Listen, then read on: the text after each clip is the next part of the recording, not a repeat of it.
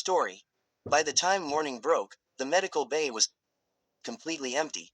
The boy, who had safely made it through his procedure, lay in a state of oblivion. His navigator, who was fast asleep on the bed beside him, was starting to stir. On the far side of the town, the rest of the crew were being woken up by various members of the game, all of whom delivered the same message: they were to gather their things and eat, ready to leave by 7. They did just that and were led away to a road they recognized from their journey there. The Straw Hat crew discussed their captain's state as they traveled down the road, knowing now that they were heading back to the town by the coast. All of them were able to tell that something had happened to their captain, though it took them a while to figure it out. It was, of course, the doctor that finally came to a realization. He stopped in his tracks, eyes widening in horror. The rest of the crew paused, concerned. "What is it, Chopper?" Sanji asked, squatting down in front of the small reindeer in order to meet his worried gaze.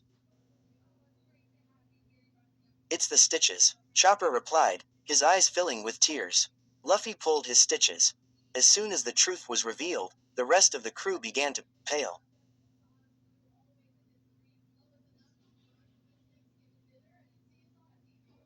It seemed obvious to them now, and they each cursed themselves for not realizing it earlier. Before any of them could recover from their state of shock, the twins who were leading them both turned.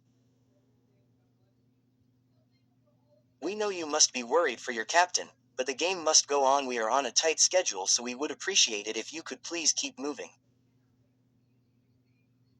they said.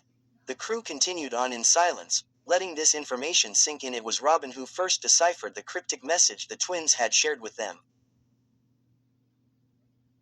"The game, you said the game must go on," she said, realization dawning on her. "That means that fight, that was never going to be the end of it." There was a moment of silence from the twins. Then the boy spoke. "Really, it was. This last part was meant to just be like a closing act, because of course anyone who could survive in the ring could return through the grasslands they took to get there." The boy stopped talking and the girl picked up the thread. "Since your captain has likely been rendered immobile, he will be allowed a horse, but the problem is, the medics don't think he'll wake up for a while now. In any case, it won't be before the deadline, 9 p.m. We are truly sorry it has come to this. It was never our intention." Nobody found the motivation to reply to the twins, and so the party continued in silence.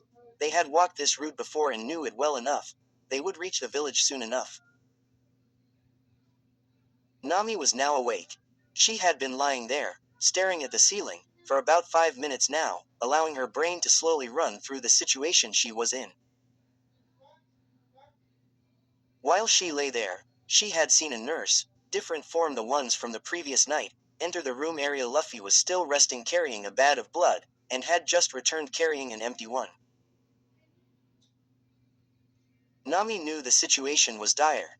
She vaguely recalled being told about the trip the two of them had to make that day and knew it would be a stretch. If Luffy did wake up, they should be fine, as they had been promised a horse. Nami herself was perfectly capable of defending against those beasts, as long as she had her claim attacked. But Luffy would not be waking up soon, they had said. And that meant they were screwed. He needed more blood still, as he was not quite stable, but Nami was slowly turning possibilities over in her head. She had come to a conclusion now.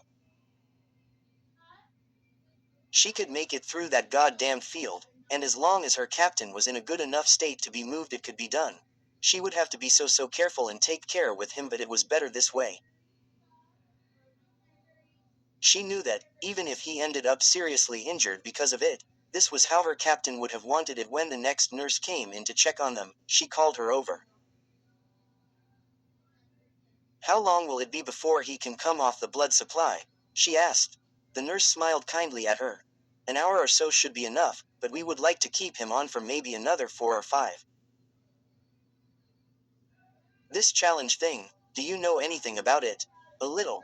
Do you know whether the rules specify if the captain has to be conscious during the journey?" "They do not. But, you couldn't possibly be planning to take him in that state, could you?"